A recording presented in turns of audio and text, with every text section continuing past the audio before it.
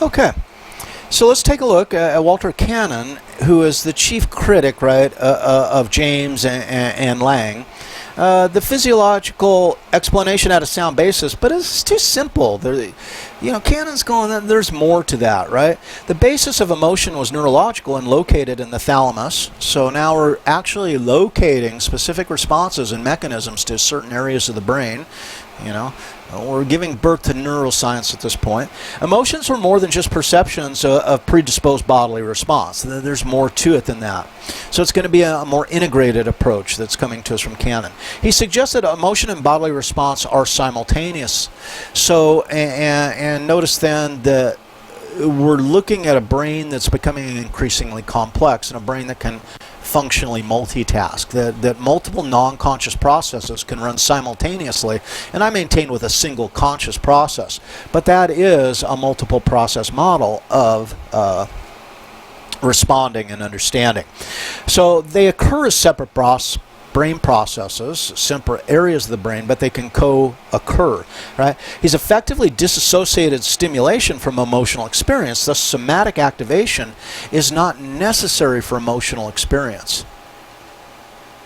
So that is, we can experience an emotion then without having to have a bodily process instigate it. We're opening the door for what might be conceived as, kind of purely mental emotional activation. So what do we then see? Well, we see this giant, and in Psych 1100, you probably had to learn a little about this. You got the James Lang theory, you got Bard and Cannon, so the Cannon-Bard theory, and now we're going to go into competition. We're going to duke it out, right? And for James, it's simple. You see and you respond, right?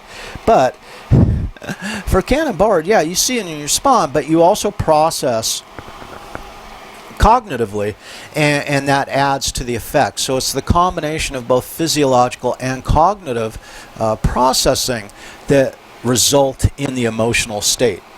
Now, while that fight is brewing and it's coming to the fore, right?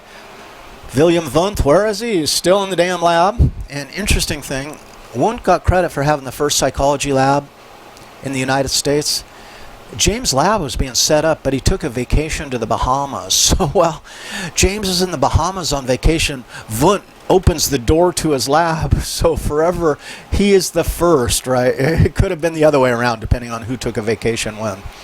And is this why Americans are so opposed to taking vacation, and we carry over vacation time every year?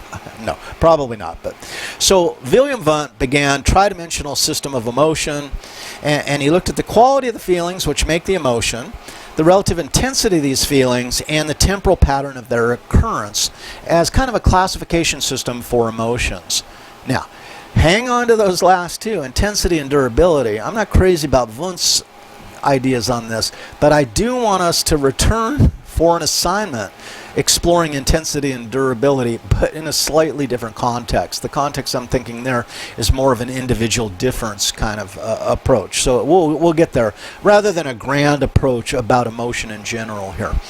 And this represents the beginning of a workable classification system, right? And we'll see various classification systems, but we can look back to one and others and say, well, okay, we can see where it came from. Now, emotions are best conceptualized then as an aggregate of feelings, and this becomes then a very interesting separation that we're going to continue to explore using probably different terminology as it arises.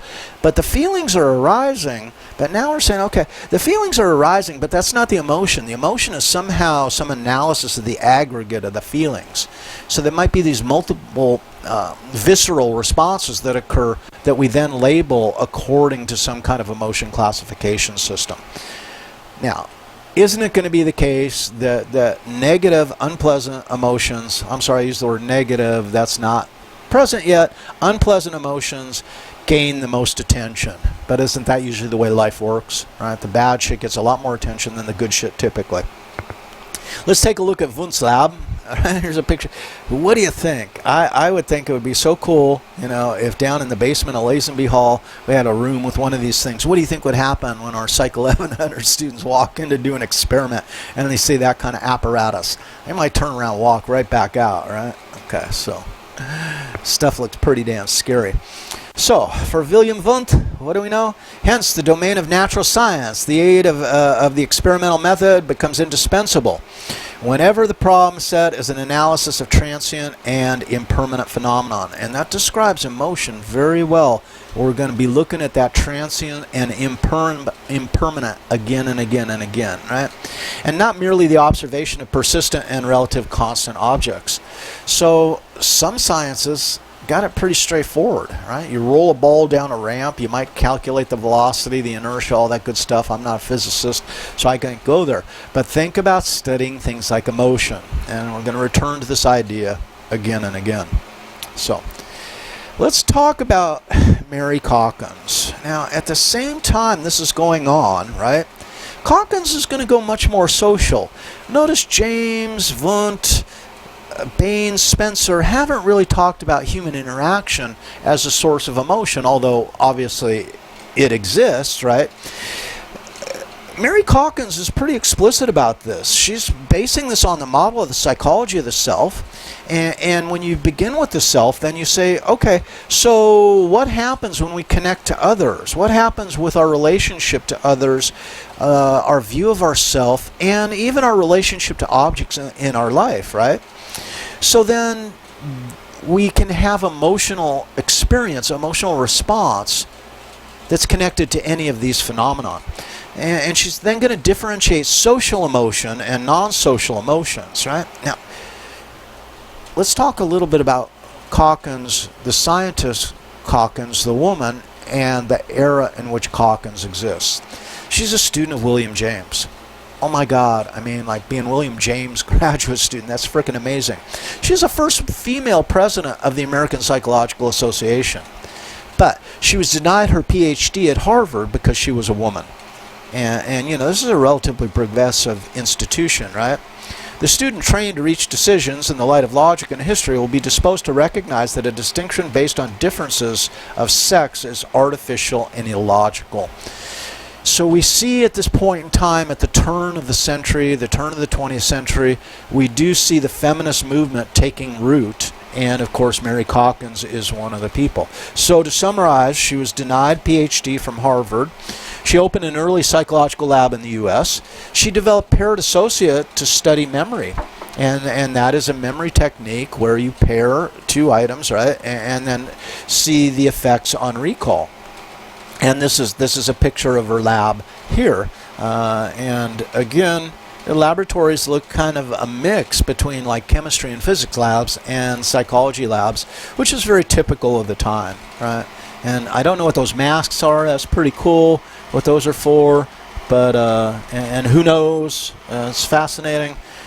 When we did a travel abroad, psychology, we did a travel abroad a couple of years ago. We got to go to a psychology museum in Ghent, Belgium. And it was freaking amazing. Because all these types of apparatus, from the dawn of psychology to current times, were on display. What a fascinating journey that museum was. So, now, let's talk about William McDougall, and we're going to get decidedly social here. You know, and McDougall writes an introduction to social psychology.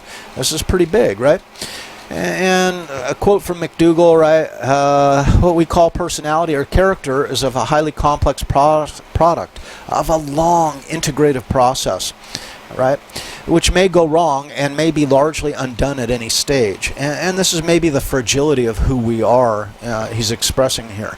But this is not something we're born to. So McDougall is a dyed-in-the-wool social psychologist, dyed-in-the-wool interactionist, and he's looking at us as a product of the self in interaction with the environment. So the introduction to social psychology occurs, right? It continued the shift from the brain to conceptualizing emotions as social phenomenon. So he's really on board with Calkins. I got a copy of his book. I haven't read it yet. The reading list is so long, but I'm interested to see perspectives at this point in time, and how they remain solid to this day. He didn't abandon physiology, but rather emotions or instincts. So it's something that's pre-programmed, right? Emotions are predispositions for certain actions, often with biological underpinnings. So again, we've kind of got this Aristotelian potential that exists within us, and in a given situation, then that potential can be realized as a result of the interaction with those objects. Now, one thing that mcdougall does here at this point that is very interesting is he categorizes emotions as primary or complex. And again, when you're considering your theory of emotion, your definition of emotion, and you guys as groups are going to have to develop a model of emotion, right, towards the end of the course, primary and complex might be a component that you want to include in it. Maybe not, right? So, mcdougall's primary emotions then are not human specific, and now we can see the influence of Darwin, because what mcdougall is saying and what Darwin offered is that Penelope and I are not all that different. She wore herself out, as you can see. And we might share certain emotions. That is, the basis for these emotions might be hardwired into us. So, fear is one of those emotions. Disgust. Okay. Those are pretty solid. We get into some other interesting ones, like wonder. And I don't know if that's synonymous with curiosity or not, right? But probably not. Wonder is probably a response to a stimuli. Curiosity, probably more instigated towards a stimulus.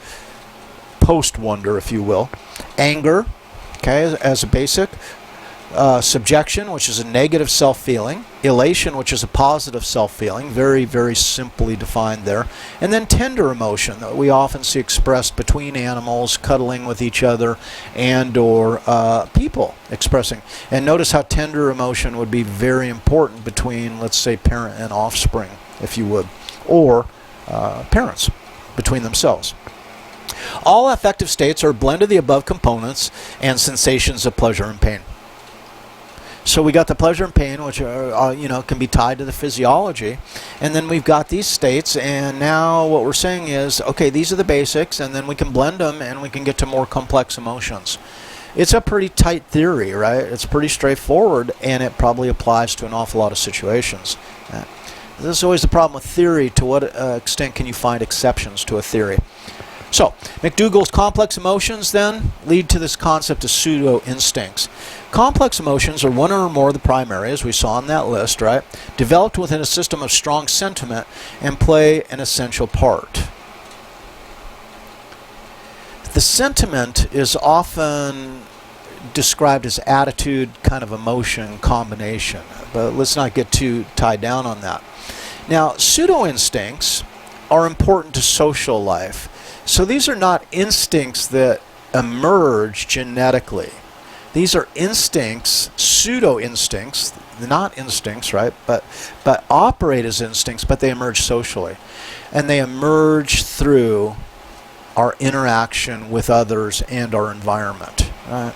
So we can consider like Jeannie or Victor, who are both children who were raised without the benefit of normal human companionship. Victor's a wild child who was found in the 1800s in France.